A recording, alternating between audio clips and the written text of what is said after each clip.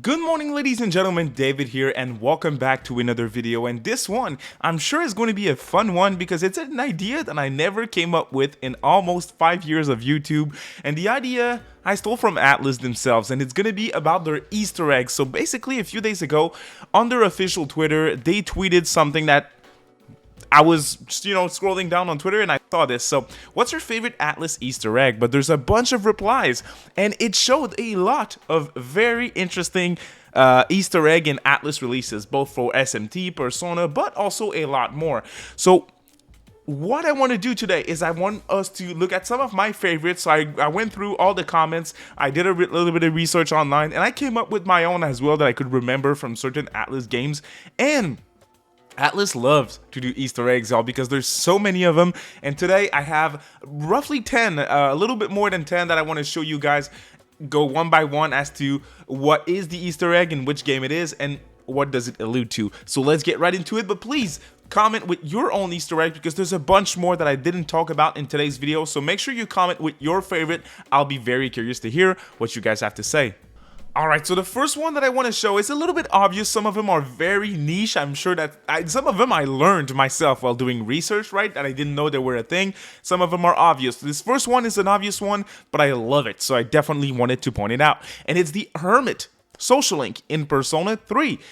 Obviously, that is the social link that you go through when you're playing and spending time on your computer, on your PC in your room. The social link is actually Maya Amato from Persona 2, main character of Eternal Punishment, and you have a dialogue option as well when you talk with Maya on your computer through an MMORPG. She asks, "What is your name?"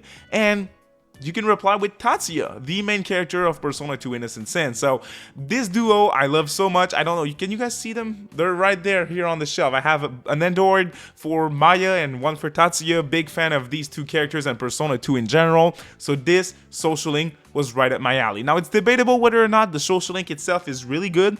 I liked it. I know some people don't, but I really did like it. So very cool wink to Persona 2, which is always a great thing. Now I have another one here that I didn't know was a thing. It's actually on the original release of Persona 3 and also on Persona 3 FES, another wink to Persona 2. So if you, once you get to the new year, the team goes to the shrine to celebrate New Year on 1/1, right? And you can see a conversation between party members, which is in front of a mask stand. And if you look at the mask in that stand, right, there is one mask in particular. As you can see, that is the mask for Joker, not Joker from Persona 5, but Joker from Persona 2, a character that I loved quite a bit, antagonist in these games. Very cool stuff here. And his mask, you can see in that stand in P3. Love it, love it, love it. This one is also an infamous one, but it's a very dope Easter egg from Persona 3, the portable version of the game, and funnily enough, it is also a thing in the 2023 re-release on modern platforms. It's still there. If you travel to the mall at night, you can explore the club there, Club Escapade if I recall correctly, and in that club, there is a man that you guys will probably recognize as Vincent Brooks, the protagonist of Catherine, is actually, alone in the bar and taking a drink. Obviously, he's not called Vincent, but when you look at him, it's Vincent. It really is. So that was a cool wink to Catherine, especially since Persona 3 Portable came out before Catherine, if I'm not mistaken. So that's a really cool thing. Now this next one, kinda niche, I had no idea, or at least I didn't remember that from my Persona 1 playthrough.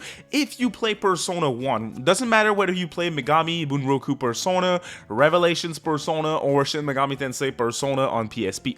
It's in all three versions from my understanding. When you explore a dungeon called Mikage Subway, absolutely banging soundtrack in that dungeon, by the way. I do remember the soundtrack. But in Mikage Subway, you can see posters on walls, and there is one poster in particular which is the cover art for the original Devil Summoner game. So again, very cool stuff.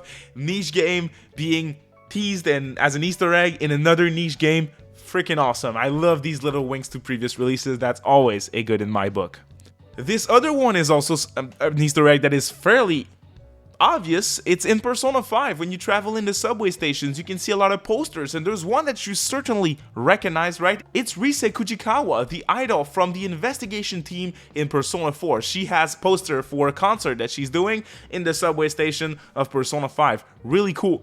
But if you explore the subway station and you look for other posters in the subway stations, you can also find another poster for Konami Mashita, which is a brand new character from Persona 4 Dancing All Night, my favorite new character in that game.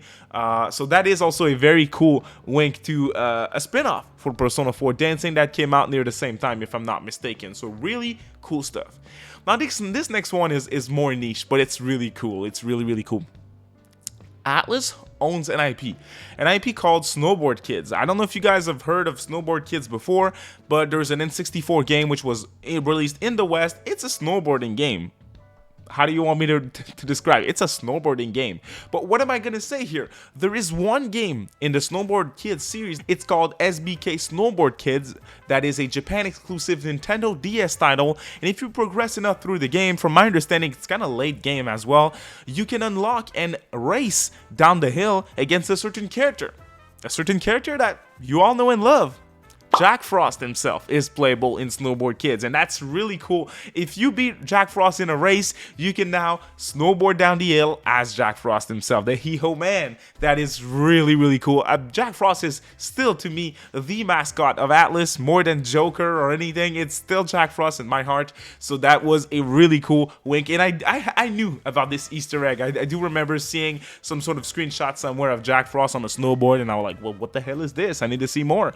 Well, here you go. That was from SBK Snowboard Kids on the DS. Now, this is another cool one that I had no idea was a thing, because you have to romance Futaba in Persona 5, something that I didn't do myself. No desire to either. But in Persona 5, if you go through Futaba's social link, if you reach the final stage, or at least rank 9 or 10, I'm not sure which rank it is exactly, but if you reach a high enough rank with Futaba, you go through the romance option with her. Near the end of the social link, you can see that she bought a new figure. She bought a new figure. It's sitting on a shelf in her room, a figure of C. Catherine from Catherine. Amazing. I mean, I'm a big Catherine fan myself. I have all the versions of the game, PlayStation, Xbox. I do have the 360 version still. I have the Switch version of Full Body. It's really cool. Collector's edition of Full Body as well, which this one I know you can see. It's right there. But I'm a big fan of Catherine. Don't sleep with Catherine. Futaba isn't sleeping on Catherine, apparently. This one is a really funny one that is kind of obvious as well. If you played, again, Catherine, but if you look at the bar counter near the alcohol bottles, you can see my man, Teddy, the mascot in Persona 4, sitting at the bar, you know, chilling, drinking a little bit, you know. It's obviously just a plushie or a figure or something, but he's sitting next to the alcohol bottles, which I thought was very funny. So Teddy, Persona 4, actually has a drinking problem. Just kidding, of course, but I thought that was an interesting little wink again to Persona 4 in Catherine for sure. This is another one that I had no idea was a thing. In Persona 3 Portable, when you are on the train during the dark hour on 5-9, you can see an interesting poster on the wall. A poster that at first, when I went through Portable, I didn't think much of it, but it's actually beta art for the original Persona 3 there on the poster. How cool is this? Atlus showing us beta art through a small ass poster that's like 3x3 pixels on PSP. It's very funny stuff, but of course fans found it, so there is that poster here, beta art Persona 3. I thought that was really cool. This other one is also very dope, and I'm just a fan in general of like Catherine Easter eggs, and that one is from Persona 5. Again, a very modern title as well, so it's cool to see Atlus showing Catherine more love, right? In Persona 5, if you go to the arcade, there is a machine that you can play that allows you to win plushies. If you win all the plushies in that machine, the final plushie is a nightmare sheep from Catherine.